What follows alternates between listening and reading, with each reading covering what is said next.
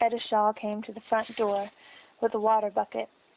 She took the gourd and dipped out some of the pail and handed it to Mandie. "Fetch me some water, and then take this bucket of slop down to the hog." He indicated another bucket sitting by the doorway. So between Mandie and Joe, they brought the water from the spring and then went to feed the pigs. By that time, Dr. Woodard was pulling up in his buggy.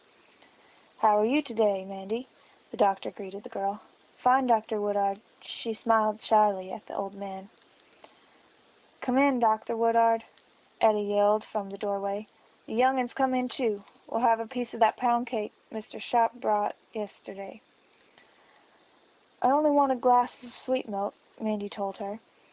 She didn't want anything that would remind her of yesterday.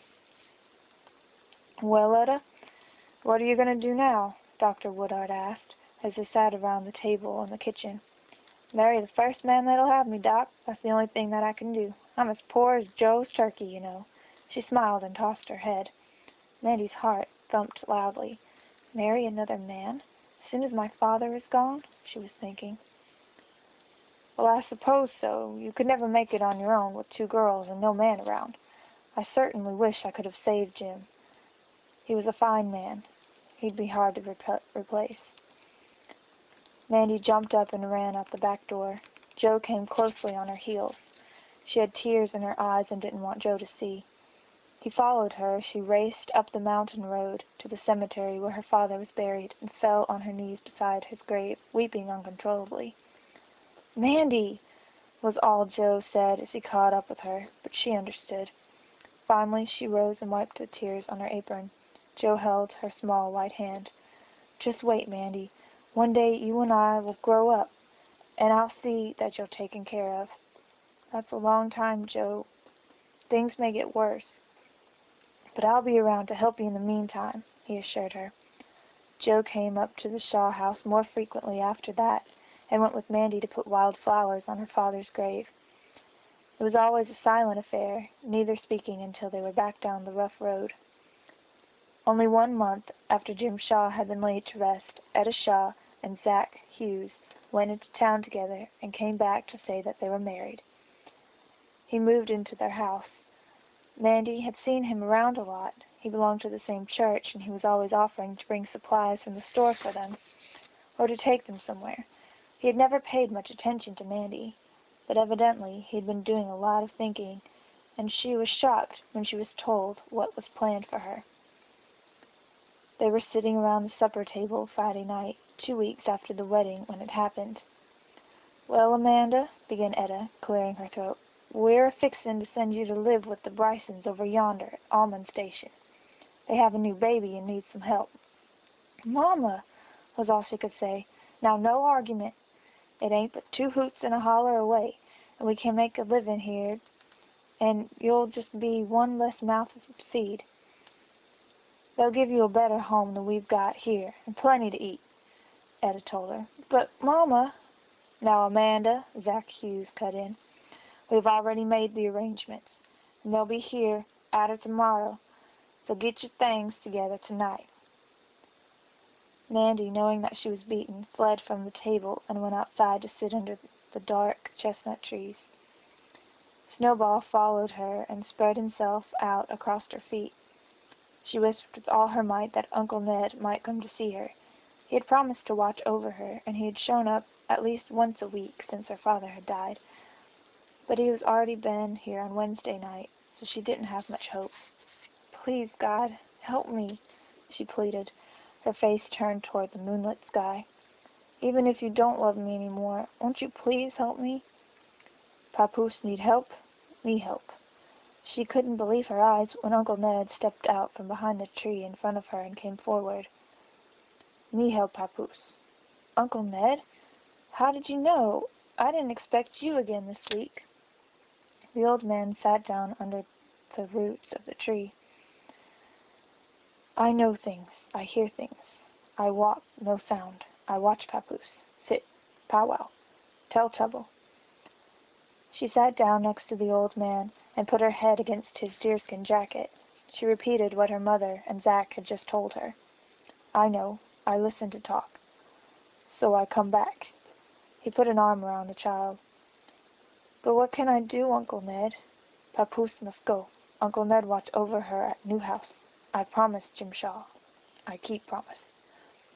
"I wish you were really my uncle." She smiled wistfully at the old Indian. "Then I could go and live with you.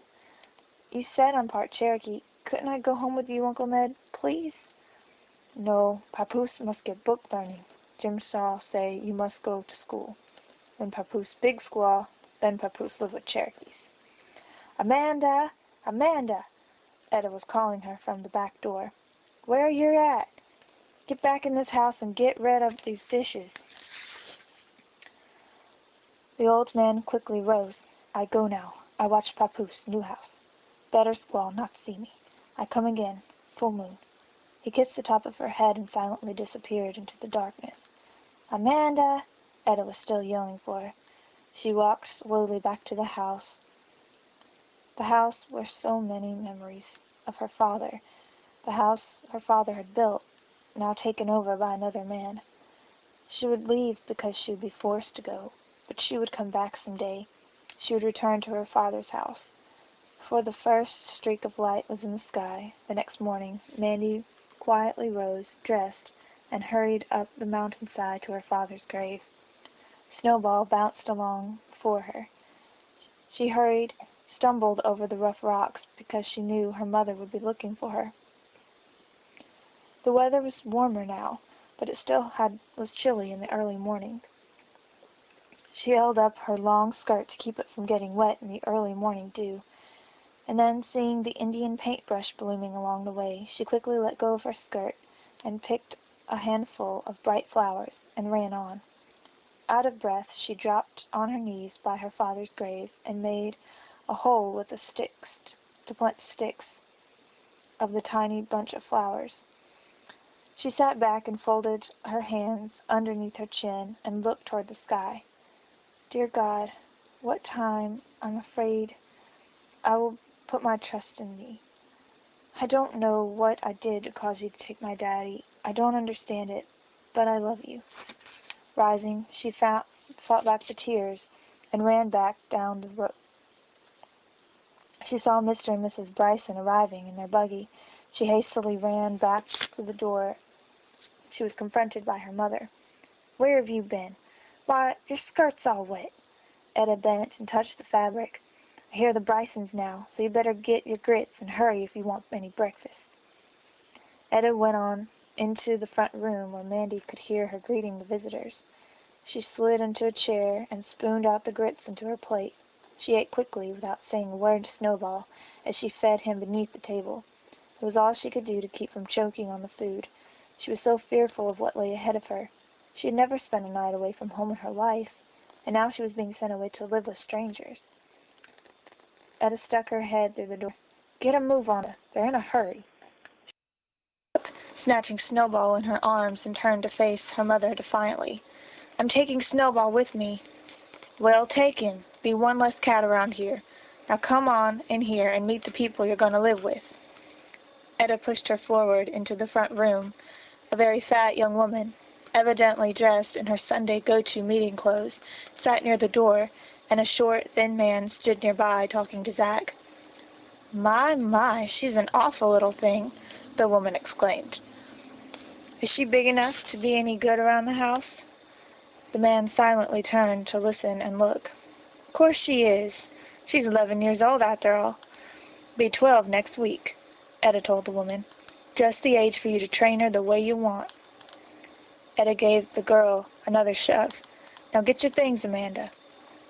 Mandie climbed the ladder and blindly crammed her few belongings into the flour sack her mother had given her. She picked up Snowball and went back downstairs. The Brysons were in a big hurry to get going. Etta attempted to put an arm around the child. "Now you be a good girl, and remember, we still love you." Amanda tore loose, fighting the tears and the hatred that she felt at that moment, and ran into the yard, the Brysons following. She did not look back as they rode off until she knew her mother would be gone from the yard. Then she wiped her tears and took one long, last look at her father's house.